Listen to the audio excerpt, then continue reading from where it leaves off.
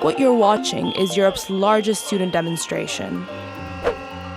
It took place in Belgrade, Serbia, on March 15th. Hundreds of thousands of people from all over the country traveled to the capital to attend the protest. Many of them came on foot or by bike, marching for dozens of kilometers. I'm from Kruševac, like the whole gang, and we came here by walk yesterday, and it's not my first march.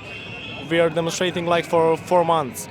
This here in Belgrade, this may be the biggest protest. It's like the million people. We are doing this for them and for our future, because we are losing our minds in this time.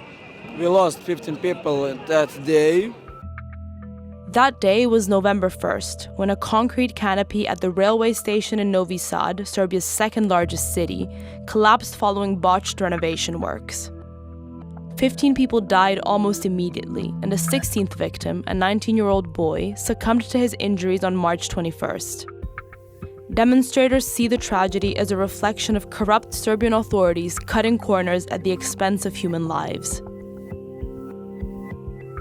Since the day of the collapse, Serbian students have been crowding squares, blockading universities, and staging marches across the country, demanding that their government take accountability.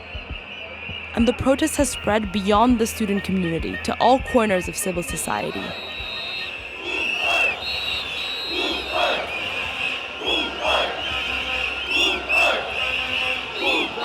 Well, it means that everything's pumping up, so everything's growing.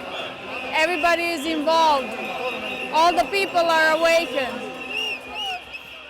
This is Vanja. She's 27 years old. Like thousands of other Serbs, she traveled to Belgrade on March 15th to attend the protest.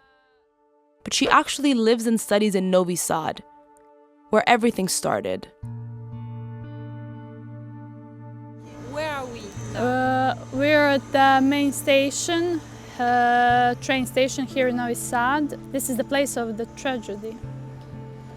This line over here, you can see it. That was like the rooftop, when it was raining or something, so people could hide and then enter in the building.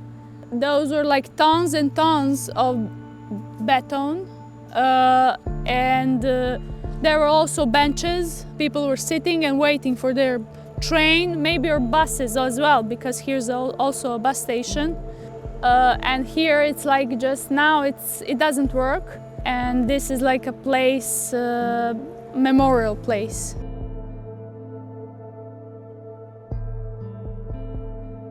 I can say that this place now is a place that's very painful for me, because I live in Novi Sad my whole life. Sorry, this is and now we're not using it. And if ever we will use it again, I don't think it will never be the same. It wasn't their fault. Those people, they were kids also. So I think that responsible people should be in jail, because I could be that person over there. Also, you could be that person. My family could be. My grandma, who goes from here every week to her home. So we need to have empathy and to have understanding for those families, and we need to stop the corruption and all the evil things in this country. For over a decade now, Serbia has been under the authoritarian leadership of President Aleksandar Vučić. As of 2024, the country is among the lowest ranking in Europe on the Corruption Perception Index. For demonstrators, the Novi Sad tragedy epitomizes this very corruption, which they say is entrenched at every level of their society. Students have felt that it is time for justice. It happened once, it could happen twice, it could happen 3 times, so it is enough.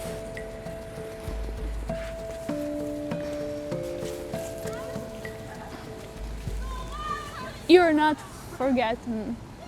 You will not be forgotten.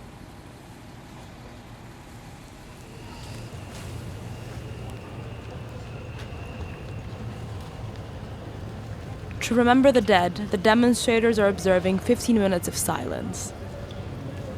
This has become the ritual at these anti-corruption rallies. 15 minutes for 15 dead, the number of victims at the time of this protest.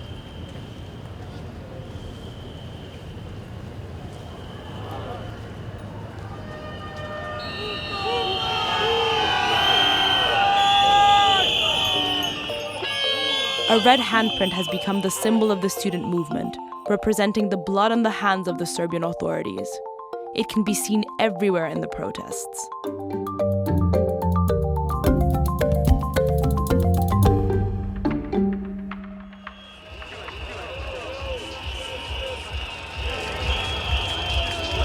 The most beautiful thing here is energy. You know, you can't find someone nervous or angry. Everyone has goodwill because everyone has the same goal at the end, and that is ultimately freedom for our people here. It is in the name of this freedom that since the end of 2024, Serbian universities have been occupied 7 days a week, 24 hours a day. There are no more lectures or seminars, but the students organize film screenings, theater shows, politics and language courses. More than that, they get together to vote every time a decision has to be made for their movement. They don't even have a leader. Every student represents all the students. In short, they're trying to show firsthand that another form of governance is possible, direct democracy. The exact opposite of the model imposed by President Aleksandar Vučić. Pozivam sve da se sutra sačuva mir po svaku cenu. Ukoliko to ne bude slučaj, država će obezbediti i garantovati sigurnost za svoje građane. Since the beginning of the protests, Vučić has accused the students of engaging in violent actions, of wanting to stage a coup d'etat, and of being financed by foreign powers. For their part, the students have distanced themselves from all political parties. Local press reported that they were favorable to the formation of a technocratic government to organize elections, a proposal tabled by the parliamentary opposition. Vučić's response to this suggestion, however, has been less than enthusiastic. Ponavljam, prelazne vlade, prevarantske vlade, bez izbora, u koji bi trebalo najgori iz ove zemlje da uđu, samo zato što misle da imaju silu na ulici, neće biti dok sam živ. Force on the street, certainly, is something the students do not lack. Marches, protests, and blockades are still being organized across the country and are showing no signs of slowing down.